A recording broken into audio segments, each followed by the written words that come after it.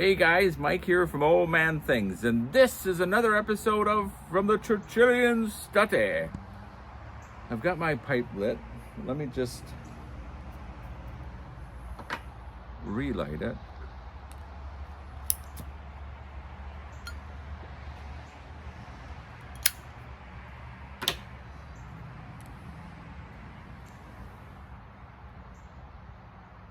Never before have we had so much, so few. As you can see from the title, or the beginning part, and the title, it is the Boer Wars.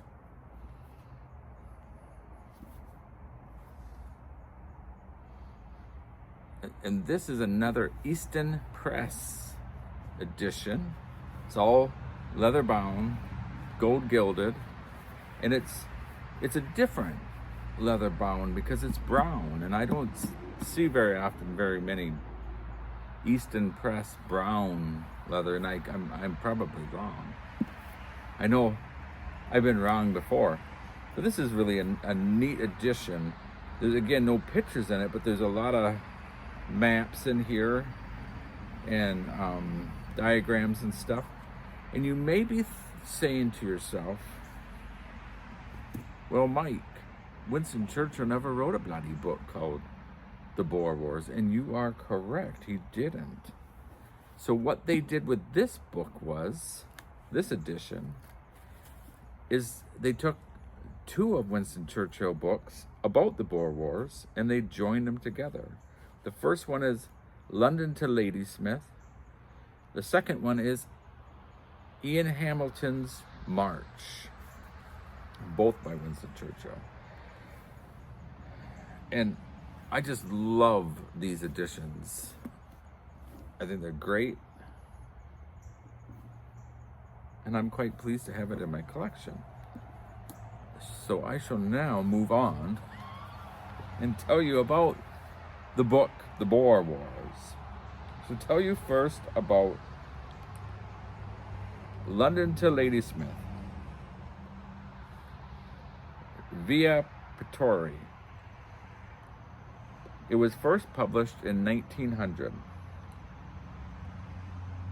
The most exciting early Churchill work. The most exciting early Churchill work. I think that's what he said.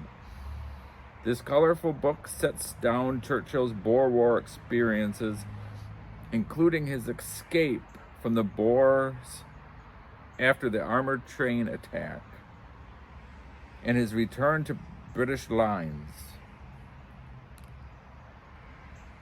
So that was what the International Churchill Society website says about that book. What they say about Ian Hamilton's March is that was also first published in 1900. In this sequel to The Ladysmith, Churchill takes us through the march on and the capture of Pretoria, and his triumphant re-entry to free his fellow prisoners at the Stats Model School. That's where they kept him. That's where they had their prison of war. Is that how you'd say it? This is some of Winston Churchill's best writing on early military campaigns. It was last reprinted in 1989, and it was called The Boer Wars.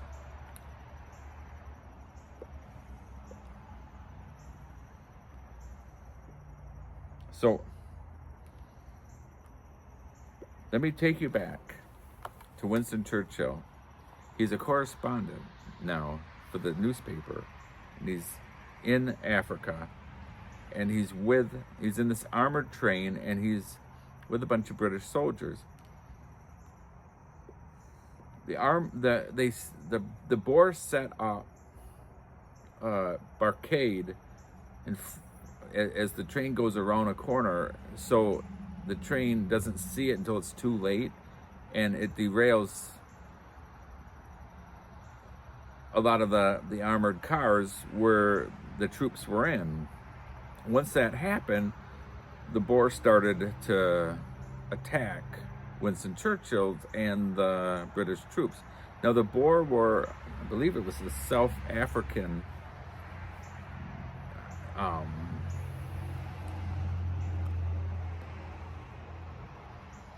it was South African Europeans wanting to have their independence in British controlled territories, and they called themselves the Boer. And I know there's so many people that are thinking, oh, he's got it all bloody wrong, mate. He's got it all bloody wrong. And you know what? I probably do.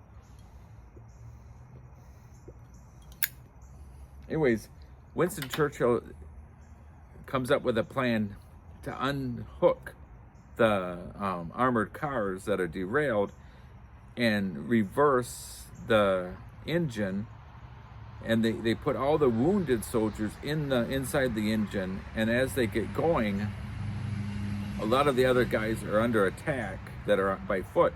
So Winston Churchill goes to try to help them because the engine was going too fast, and he left his revolver in the engine room without knowing. And as he goes around to help his fellow British soldiers that are under attack, they get captured. He gets captured. He later escapes, and he goes over 1,000 miles through enemy territory with a warrant on his head for dead or alive to get to freedom, to the British lines.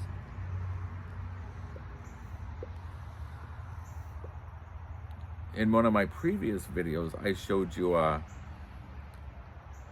trailer for a movie called Young Winston, and in that movie, part of the movie is where he gets captured, and they did a really good job. And the prison that they kept these soldiers in was an old school, and he climbed over the fence to escape, and he realized that he hadn't told anyone, so he was trying to get other guys. So he went back and was talking through the wall to try to get other guys. It was at night, to try to get other guys to go with him.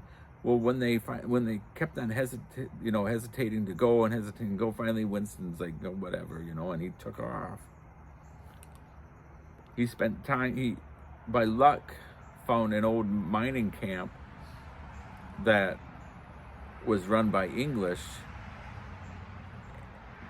people, and they helped him hide inside mines, or at times he said, and I think he spent 3 days in the mine, and there were times where he said where his oil lamp would run out and he'd be in pitch dark, and the rats would crawl over his face. Can you even imagine?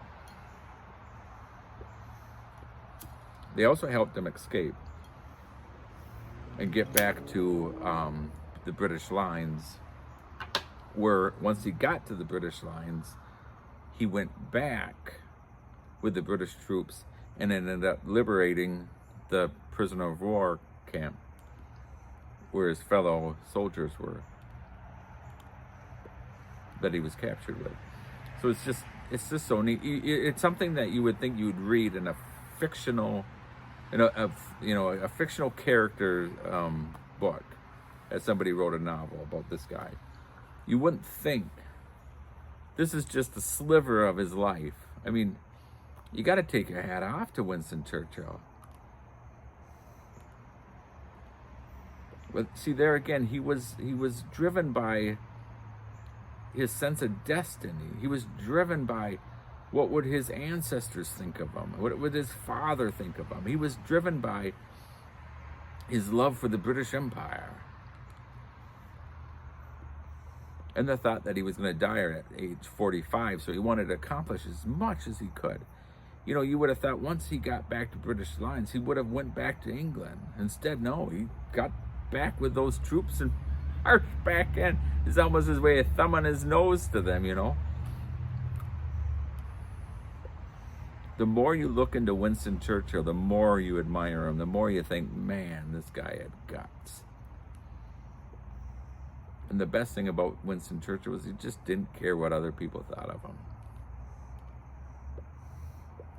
So guys, this has been another episode of From the Churchillian Study, and it's about the Boer Wars. And I hope you enjoyed it. I have not read much of this, but I read a lot about this in My Early Life, which is an excellent book, where he also talks about being captured by the Boer. So guys, I shall say farewell for now.